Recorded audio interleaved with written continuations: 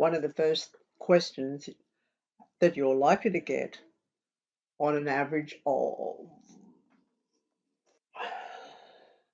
8 times out of 10, the first question you're going to get is not a question.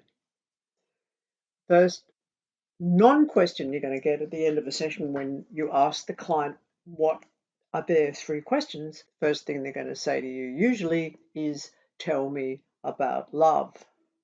So the first thing that I say is, that's not a question, that's a request. And I know what they mean. Of course I know what you mean. I know exactly what you mean, but that's beside the point. I really want to stress right now for this video that tarot is literal.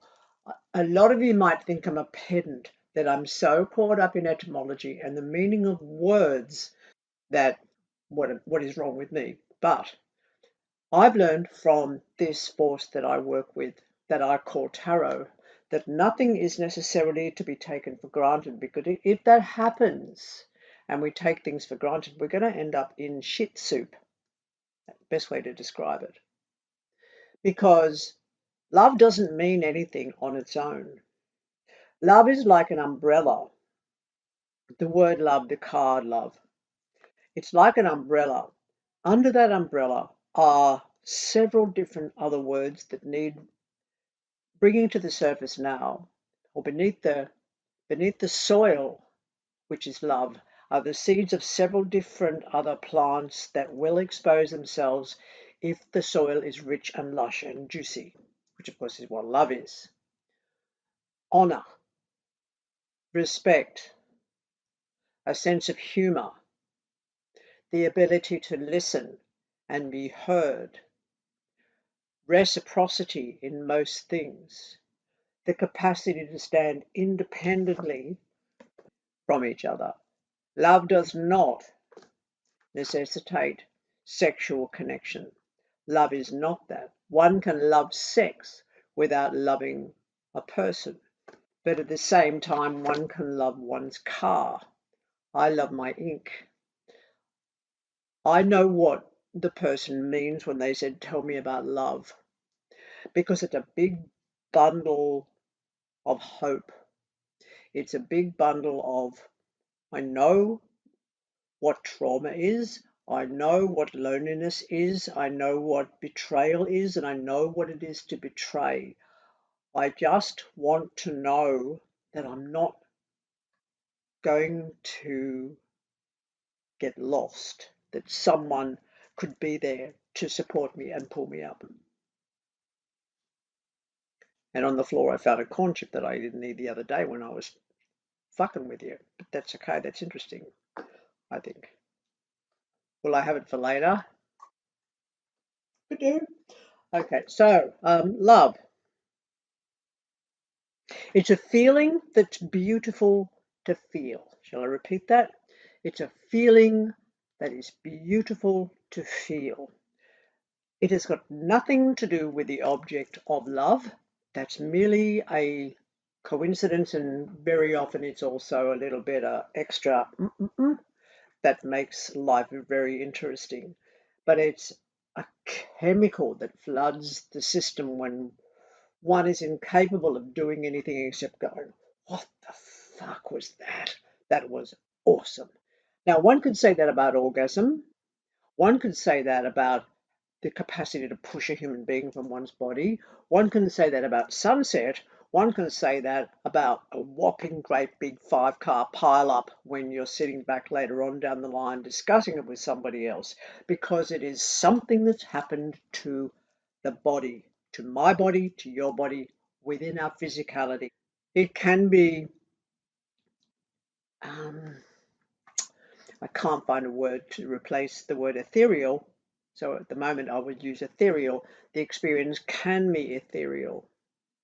And being ethereal, in some instances, is the sensation of being touched by God. In some instance, it's definitely the sensation of awe. That experience of immanence and that which is ethereal is one line in a book that could not be repeated. Love is an overriding factor to do with revelation more than anything else. The revelation of that which was hidden that is now revealed. Now, that's very different to sex. Sex can come into the picture. Sex can happen between people that love each other, but sex can also happen between dogs in the park, and it doesn't matter their gender, and it doesn't matter if they're never going to see each other again, and we can't really call that love. So when a client comes to you and they say, tell me about love, it's really important that you ask what they mean.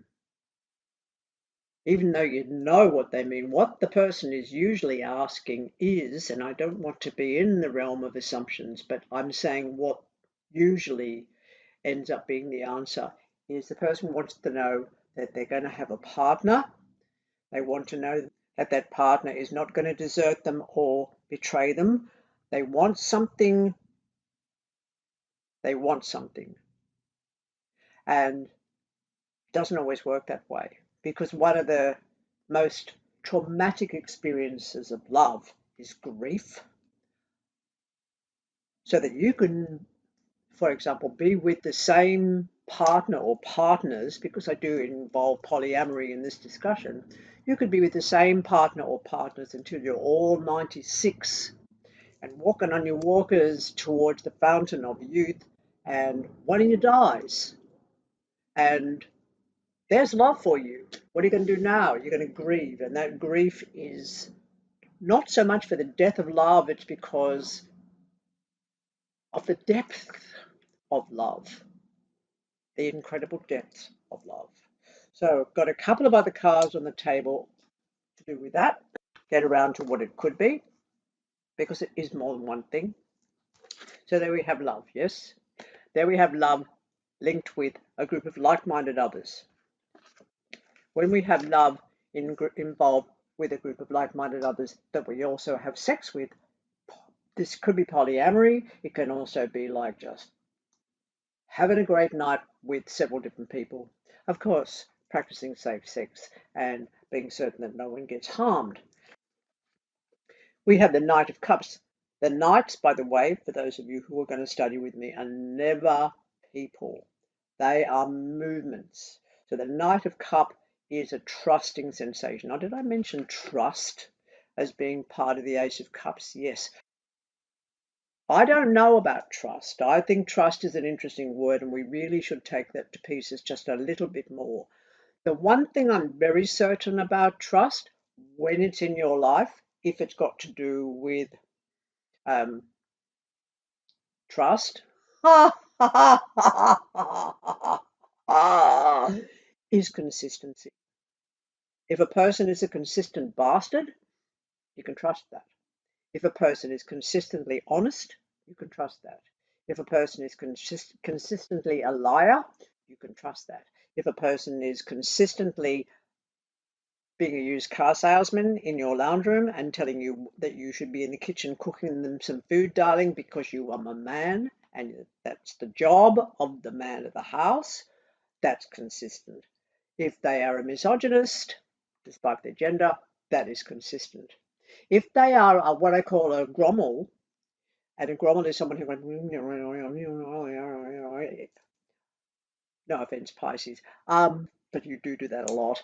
That's when you're at the computer and you're really, really busy and it's your turn to feed the kids, but you just got to finish sorting out this particular language and code for this particular program that's most important. That's love, because you are understanding that the person with whom you are speaking is not about to change and be inconsistent.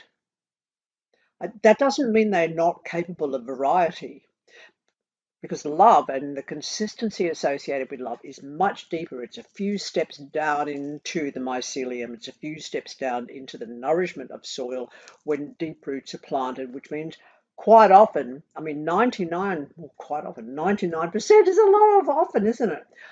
Quite often that person knows themselves really well and they honor who they are. And let's face it, self-love is the first thing in love that's important, because If you don't have self-love, you also don't have self-respect. You don't have the capacity to trust yourself.